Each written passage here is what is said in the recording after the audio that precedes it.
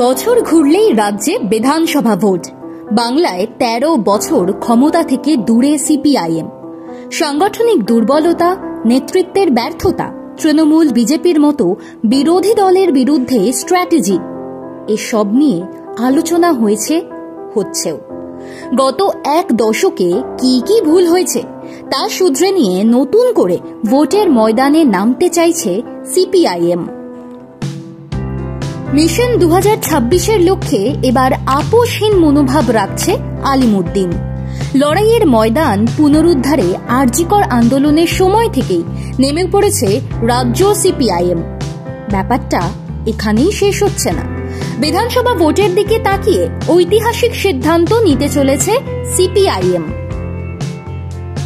রবিবারই কলকাতায় শেষ হল ৩ দিনের কেন্দ্রীয় কমিটির বৈঠক। এখানেই পরবর্তী রাজনৈতিক খসড়া গৃহীত হয়েছে। এপ্রিল মাসে মাদুরাইয়ে পার্টি কংগ্রেস, সেখানে তা গৃহীত হবে।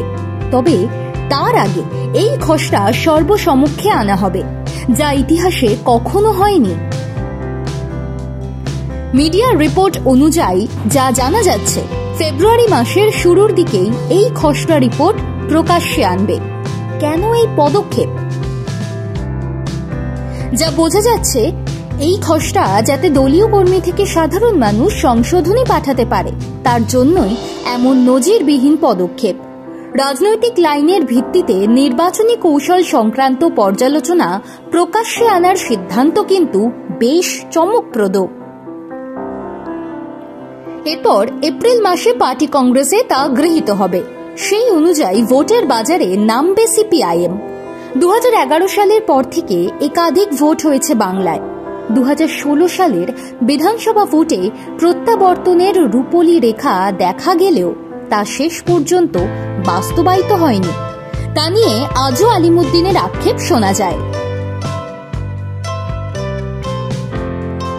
এবার আর সেই আক্ষেপ রাখতে চায় না রাজ্য সিপিআইএম। তার জন্য দলে অনেক বদল আনা হয়েছে।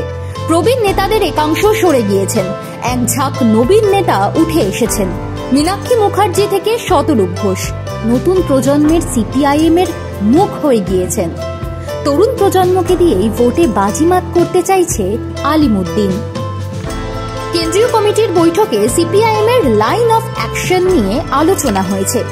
এই রাজ্যে বিজেপিকেই প্রধান শত্রু ধরে এগোনোর কথাও বলা হয়েছে।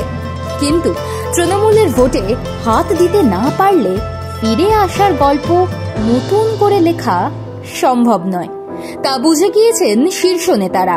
তাই বিজেপির বিরুদ্ধে সুর চড়াতে গিয়ে তৃণমূল বিরোধিতার ঝাঁঝ কমালে চলবে না। তাও কেন্দ্রীয় কমিটির বৈঠকে স্পষ্ট বলে দেওয়া হয়েছে এ রাজ্যের নেতাদের।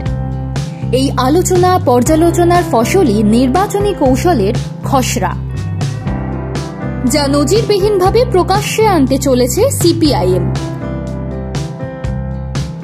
দলমত নির্বিশেষে এবার যে বিধানসভা ভোটের ফল উল্টাতে চাইছে সিপিআইএম,